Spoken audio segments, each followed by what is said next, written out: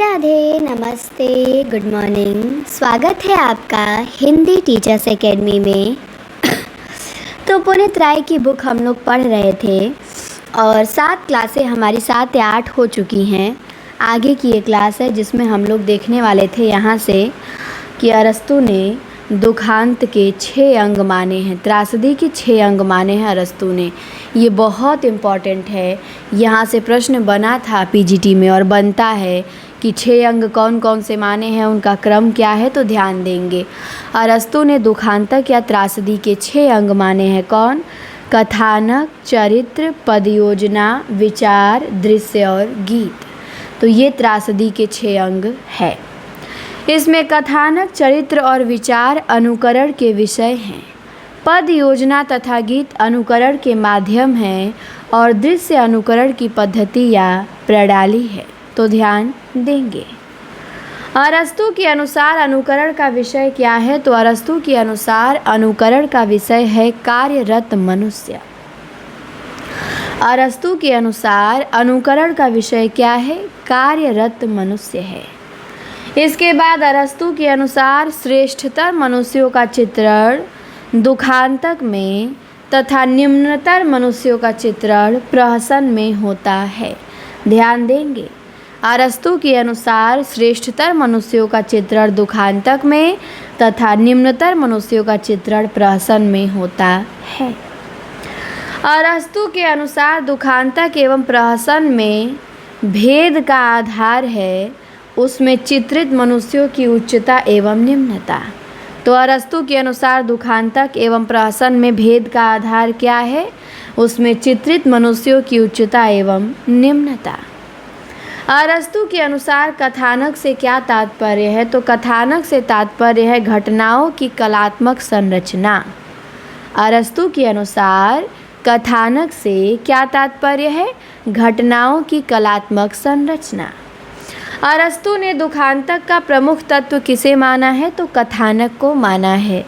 अरस्तू ने दुखांतक का प्रमुख तत्व माना है कथानक को। अरस्तू के अनुसार दुखांतक क्या है? तो कार्य व्यापार का अनुकरण है। क्या है दुखांतक? कार्य व्यापार का अनुकरण। अरस्तू के अनुसार दुखांतक को रोचक एवं आकर्षण बनाने के लिए 2 चीज़ें अनिवार्य हैं। कौन सी? तो एक तो स्थिति विपर्यय पेरिपेतेइया और एक अभिज्ञान अग्निरोसिस। तो अरस्तू के अनुसार दुखांतक को रोचक एवं आकर्षक बनाने के लिए 2 चीज़ें अनिवार्य हैं, स्थिति विपर्यय एवं अभिज्ञान। अरस्तू के अनुसार पूर्ण कथानक क्या है? पूर्ण कथानक है जिसमें आदि, मध्य और अवसान हो। अरस्तू के अनुसार पूर्ण कथानक क्या है? जिसमें आदि, मध्य और अवसान हो। अरस्तू के अनुसार कथानक कैसा होना चाहिए? तो गंभीर, पूर्ण तथा विस्तृत होना चाहिए। अरस्तू के अनुसार कथानक कैसा होना चाहिए? गंभीर, पूर्ण तथा विस्तृत होना चाहिए। अरस्तू के अनुसार कथानक का विस्तार होना चाहिए, आनुपातिक विस्तार होना चाहिए। अरस्तू के अनुसार सौंदर्य की पहली शर्त क्या है? अनुपात है।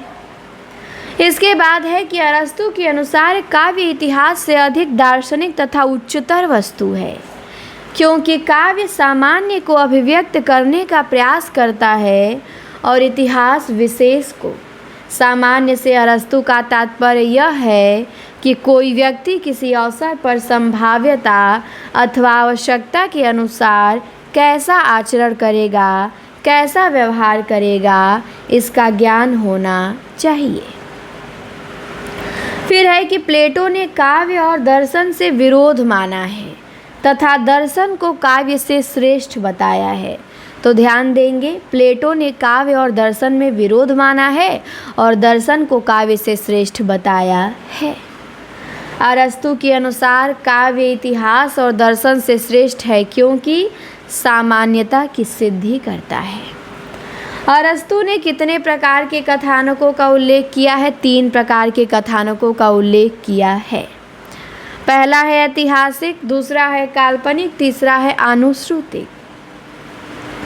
अरस्तू ने 3 प्रकार के कथानकों का उल्लेख किया है। ऐतिहासिक, काल्पनिक और आनुश्रुतिक।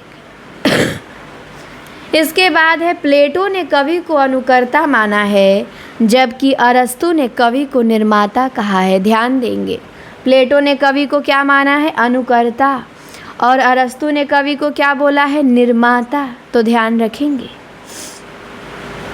इसके बाद है अरस्तु के अनुसार दुखांतक की आत्मा है तो कथानक है। अरस्तु के अनुसार चरित्र के लिए 4 आवश्यक तत्व कौन कौन से हैं? तो अच्छाई है, औचित्य है, यथार्थ है, सुसंगति है। तो अरस्तु के अनुसार चरित्र के लिए 4 आवश्यक तत्व हैं। कौन? अच्छाई, औचित्य, यथार्थ और सुसंगति। अरस्तु ने काव्य का सर्वोत्तम रूप किसे माना है? तो अरस्तु ने काव्य का सर्वोत्तम रूप माना है दुखांतक को। किसे माना है अरस्तु ने काव्य का सर्वोत्तम रूप? दुखांतक को। सर्वप्रथम किसने उपयोगी कला और ललित कला का भेद स्पष्ट किया तथा ललित कला की पृथक सत्ता एवं स्वायत्तता घोषित की? तो अरस्तु ने घोषित किया। ध्यान देंगे। अनुकरण वस्तु का उन्नत रूपांतरण है। ये मत किसका है? तो ये मत भी अरस्तु का ही है कि अनुकरण वस्तु का उन्नत रूपांतरण है। अरस्तु के अनुसार सौंदर्यात्मक अनुकरण के 3 विषय हैं। पहला चरित्र है, दूसरा भाव है, तीसरा कार्य व्यापार है और चौथा कार्य व्यापार शब्द द्वारा इन तीनों का बोध हो जाता है। तो अरस्तु के अनुसार सौंदर्यात्मक अनुकरण के 3 विषय हैं, चरित्र, भाव और कार्य व्यापार। इसके बाद है कार्य व्यापार में निरत मनुष्य अनुकरण के विषय हैं। ये कथन किसका है? अरस्तु का है। इसके बाद है कि अनुकरण के लिए यूनानी में कौन सा शब्द प्रयोग होता है? तो मिमेसिस। अनुकरण के लिए यूनानी में एक शब्द प्रयोग होता है, मिमेसिस। अरस्तु के अनुसार ललित कला मूल के अस्थायी और विशेष धर्मों को छोड़कर उसके अस्थायी और सामान्य धर्मों को अभिव्यक्त करती है। इसके बाद है कलाकृति ज्ञानेंद्रियों द्वारा प्रत्यक्षीकृत रूपों में मानव जीवन का अर्थात चरित्र, भाव और कार्य व्यापार का आदर्शीकृत प्रतिरूपण है। यह किसके चिंतन का सार है? तो ये अरस्तु के चिंतन का सार है। इसके बाद है कि प्लेटो और अरस्तु के काव्य संबंधी मान्यताओं में अंतर क्या है? तो आइए देखते हैं क्या अंतर है। प्लेटो के लिए केवल प्रत्यय जगत सत्य था, जबकि अरस्तु ने वस्तु जगत को भी सत्य माना है। प्लेटो के लिए प्रत्यय जगत सत्य था और अरस्तु ने वस्तु जगत को भी सत्य माना है। प्लेटो की दृष्टि आदर्श परक थी और अरस्तु की यथार्थ परक। प्लेटो ने काव्य को असत्य एवं व्यक्तिनिष्ठ माना है, जबकि अरस्तु ने काव्य को सत्य एवं सामान्य कहा है। प्लेटो के अनुसार महत्तम एवं सुंदरतम कार्य प्रकृति द्वारा होते हैं और हीनतर लघुत्तर कला के द्वारा, जबकि अरस्तु के अनुसार कला प्रकृति के अनिष्पादित एवं त्रुटिपूर्ण कार्यों को पूर्ण करती है, अतः कला प्रकृति से अधिक महत्वपूर्ण है अरस्तु के अनुसार। इसके बाद है कि प्लेटो ने अनुकरण का संबंध वस्तु से जोड़ा था और अरस्तु ने अनुकरण का संबंध कार्य व्यापार से जोड़ा था। प्लेटो ने अनुकरण का संबंध वस्तु से जोड़ा था और अरस्तु ने अनुकरण का संबंध कार्य व्यापार से जोड़ा था। प्लेटो ने कवि को अनुकर्ता माना है, जबकि अरस्तु ने उसे कर्ता कहा है। प्लेटो कवि को क्या मानते हैं? अनुकर्ता मानते हैं। और अरस्तु क्या मानते हैं? अरस्तु कवि को कर्ता मानते हैं। यूनानी में विरेचन के लिए कौन सा शब्द प्रयोग होता है? तो कैथारसिस। यूनानी में विरेचन के लिए एक शब्द प्रयोग होता है, कैथारसिस।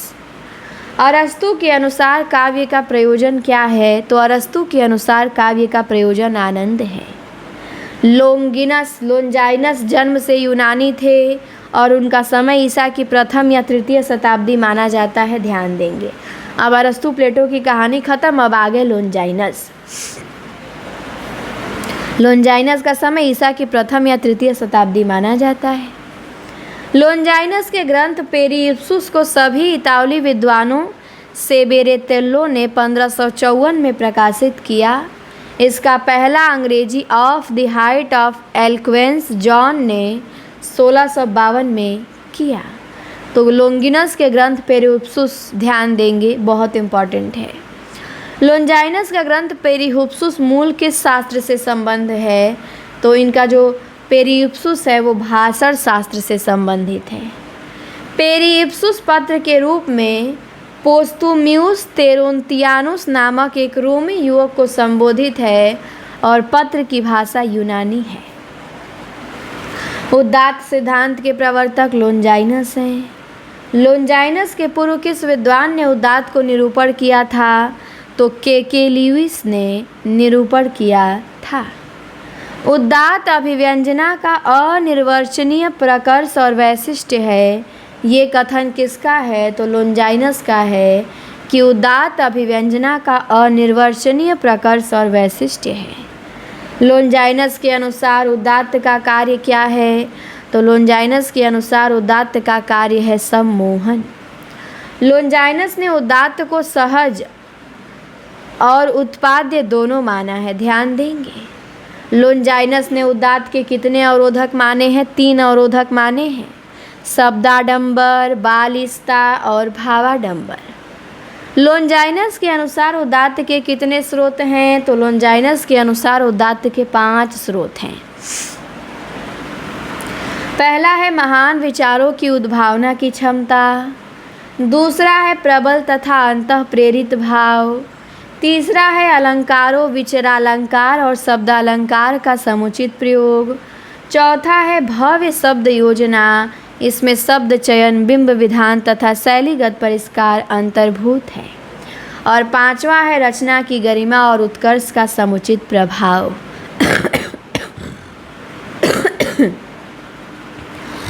तो लोंजाइनस के अनुसार उदात्त के 5 स्रोत हैं, ध्यान देंगे। महान विचारों की उद्भावना की क्षमता, प्रबल तथा अंतः प्रेरित भाव, अलंकारों, विचारालंकार और शब्दालंकार का समुचित प्रयोग, भव्य शब्द योजना, रचना की गरिमा और उत्कर्ष का समुचित प्रभाव। एक कथन है कि उदात्त महान आत्मा की प्रतिध्वनि है। ये किसका कथन है? लोंजाइनस का। अरस्तु के अनुसार करुणा और भय दुखांतक के लिए अनिवार्य हैं, जबकि लोंजाइनस के अनुसार करुणा और भय क्षुद्र भाव हैं और उदात्त को इन क्षुद्र भाव से मुक्त होना चाहिए। यह अरस्तु और लोंगिनस में मौलिक मतभेद है। लोंजाइनस के अनुसार उदात्त का लक्षण क्या है? तो लोंजाइनस के अनुसार उदात्त का लक्षण है अभिव्यंजना का अनिर्वचनीय प्रकर्ष और वैशिष्ट्य। लोंजाइनस के अनुसार काव्य का प्रयोजन क्या है? तो आनंद है।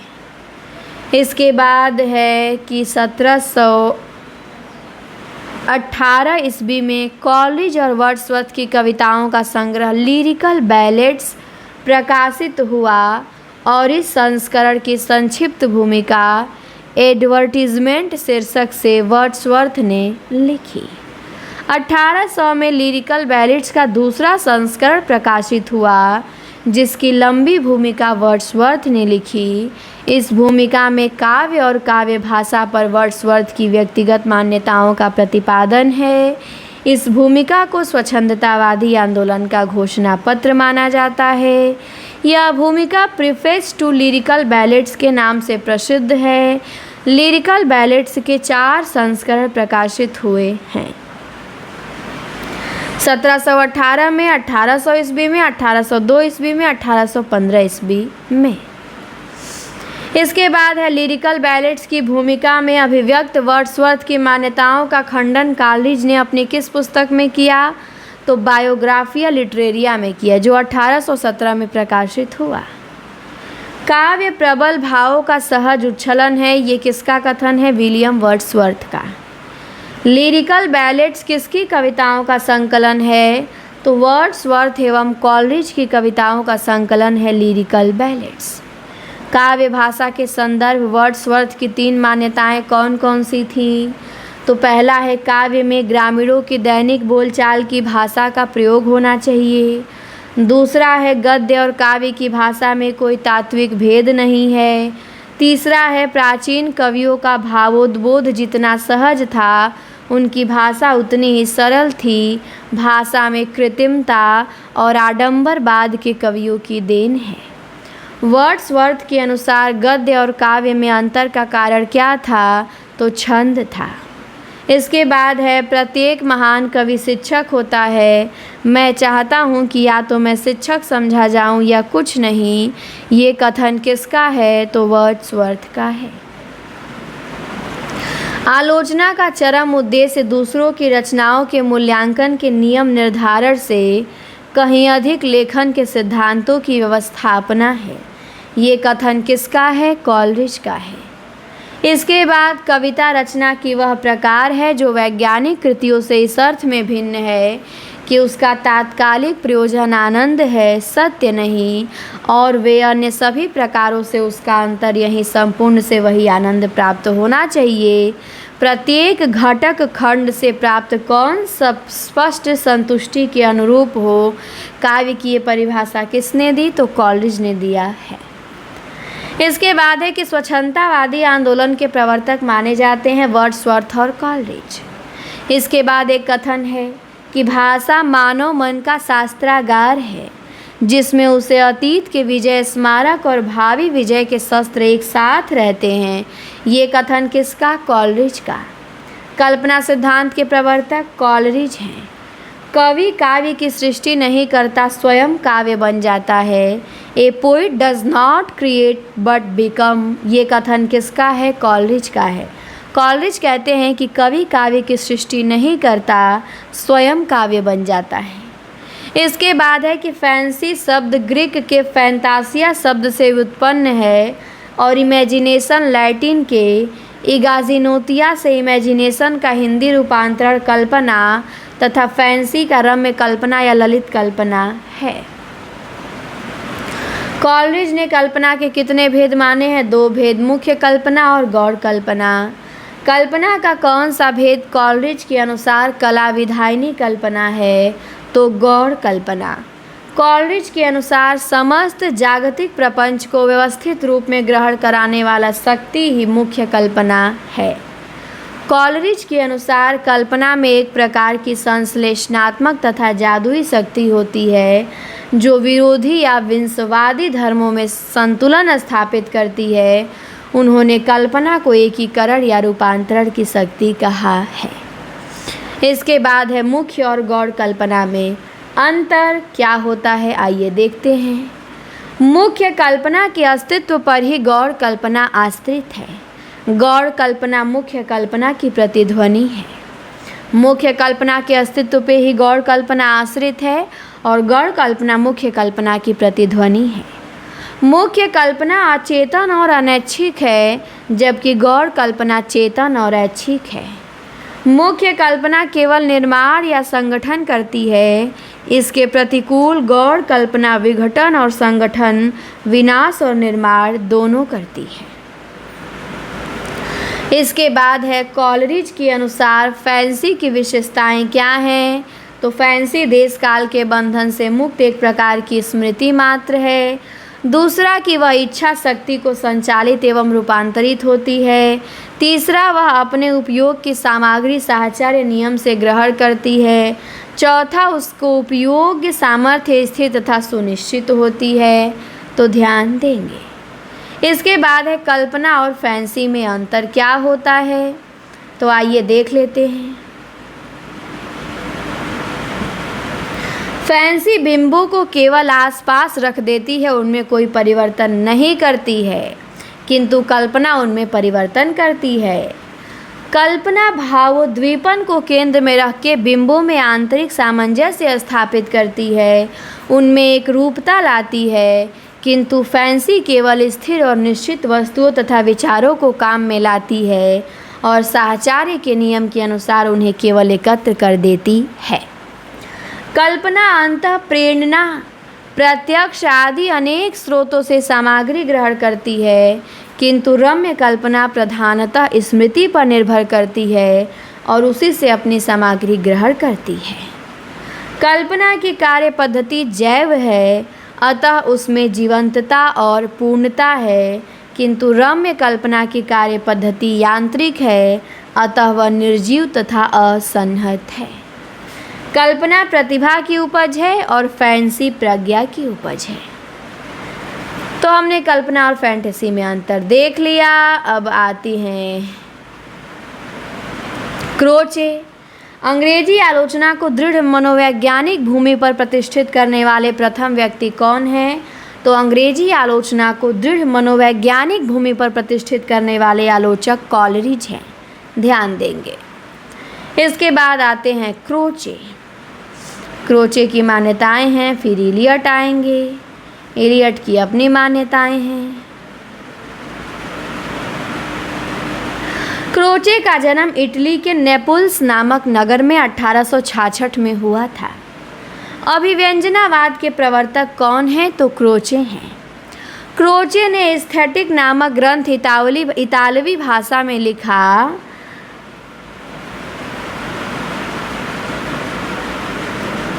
1900 ईस्वी में नेपल्स में सौंदर्य शास्त्र पर क्रोचे ने 3 भाषण दिए और उन्हीं का विस्तृत रूप उनका ये ग्रंथ एस्थेटिक है।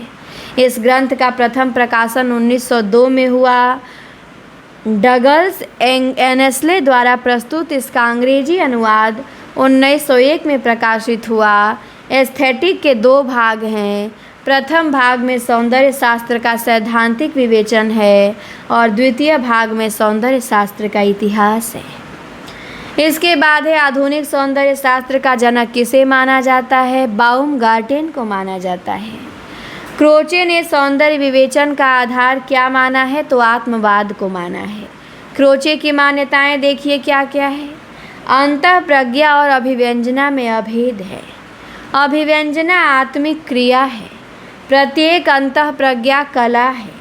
कला सृष्टि केवल आंतरिक है। कला रूप में है, वस्तु में नहीं। कला अखंड है। सौंदर्य आंतरिक तत्व है। कला अंतः प्रज्ञा और अभिव्यंजना में अभेद संबंध है। कला वैयक्तिक है। कला के लिए है, उसका कोई प्रयोजन नहीं होता। ये क्रोचे की मान्यताएं हैं कि अंतः प्रज्ञा और अभिव्यंजना में अभेद है। अभिव्यंजना आत्मिक क्रिया है। प्रत्येक अंतः प्रज्ञा कला है। कला सृष्टि केवल आंतरिक है। कला रूप में है, वस्तु में नहीं। कला अखंड है। सौंदर्य आंतरिक तत्व है। कला अंतः प्रज्ञा और अभिव्यंजना में अभेद संबंध है। कला वैयक्तिक है। कला के लिए उसका कोई प्रयोजन नहीं होता। क्रोचे ने कलात्मक निर्माण के 4 चरण माने हैं। पहला संस्कार, दूसरा अभिव्यंजना, तीसरा सौंदर्य मूलक, चौथा सौंदर्य के भौतिक द्रव्यों, ध्वनियों, तानों, रेखाओं और रंगों के मिश्रण में रूपांतर। क्रोचे ने सहृदय भावक के साथ सृष्टा कलाकार को भी आनंद का भागी माना है। प्रत्येक अंतः प्रज्ञा कला है। क्रोचे की इस मान्यता में दोष कौन सा है? तो अतिव्याप्ति दोष है। इसके बाद अब आते हैं इलियट। इलियट को हम देखेंगे अगली क्लास में। इलियट को हम किस में देखेंगे? अगली क्लास में देखेंगे। इसके बाद हमारा, मुझे लग रहा है, पाश्चात्य काव्य शास्त्र ख़त्म हो जाना चाहिए और फिर आ जाएगा हिंदी साहित्य का इतिहास। तो चलिए, बस और एक क्लास बची है इस पर। मिलते हैं आपसे अगली क्लास में। क्लास देखने के लिए बहुत बहुत धन्यवाद।